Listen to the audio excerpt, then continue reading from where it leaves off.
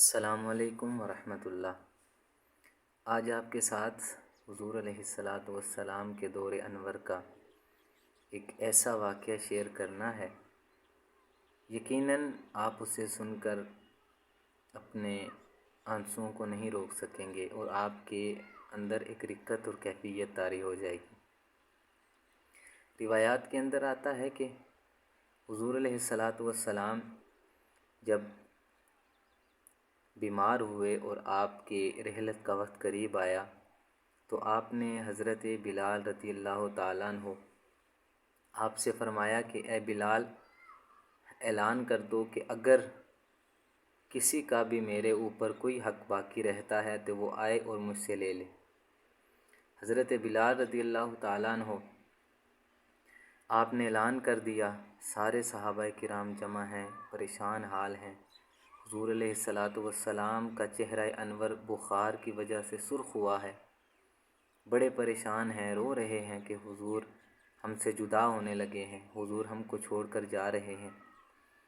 تو جب سارے صحابہ کرام جمع ہوئے، حضور علیہ الصلاۃ والسلام نے فرمایا کہ کسی کا مجھ پر کوئی حق باقی رہتا ہے تو وہ مجھ سے لے سکتا ہے، یہ نہ ہو کہ کل قیامت والے دن اللہ تعالیٰ مجھے اس کی وجہ سے مواخذہ کرے، مجھے پکڑ کرے۔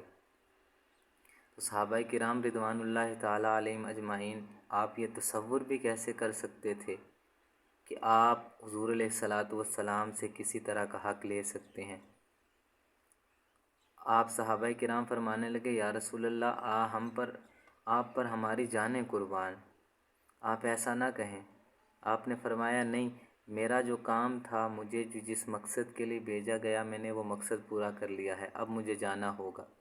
تو اگر کسی کا مجھ پر کوئی بھی حق باقی رہتا ہے تو وہ مجھ سے لے سکتا ہے۔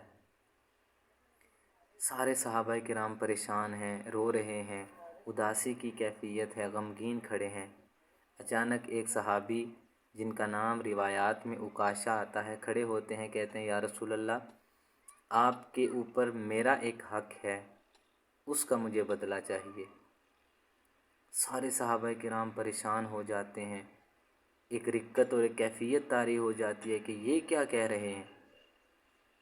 تو آپ علیہ الصلاۃ والسلام نے فرمایا کہ مانگو، مجھ پر تمہارا کیا حق ہے؟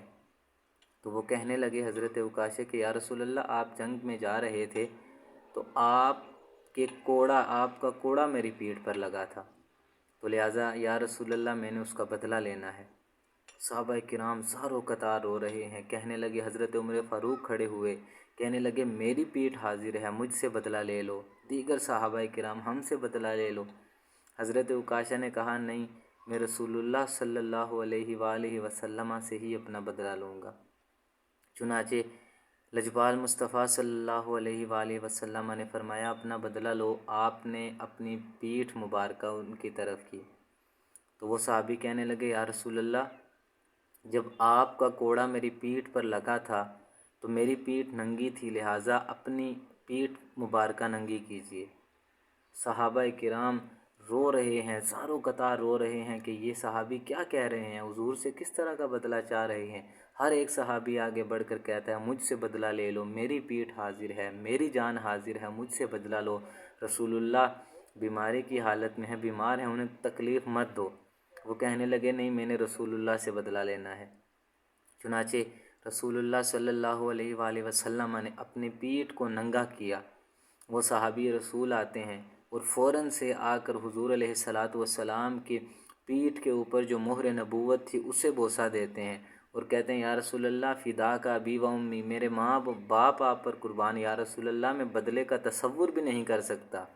میں نے تو صرف یہ سارا عمل اس لیے کیا تاکہ میں اپنے اوپر جنت کو واجب کر سکوں، اور یا رسول اللہ، آپ نے فرمایا تھا کہ جو بھی میری مہر نبوت کو دیکھ لے گا یا چوم لے گا، اللہ اس کے اوپر جنت کو واجب کر دے گا۔ تو رسول اللہ مسکرائے اور کہنے لگے، ہاں، تم نے اپنے اوپر جنت کو واجب کر دیا۔ تو اللہ تعالیٰ ہمیں حضور علیہ الصلاۃ والسلام سے ایسی ہی پکی اور ایسی ہی سچی محبت کرنے کی توفیق عطا فرمائے۔ جزاک اللہ خیر۔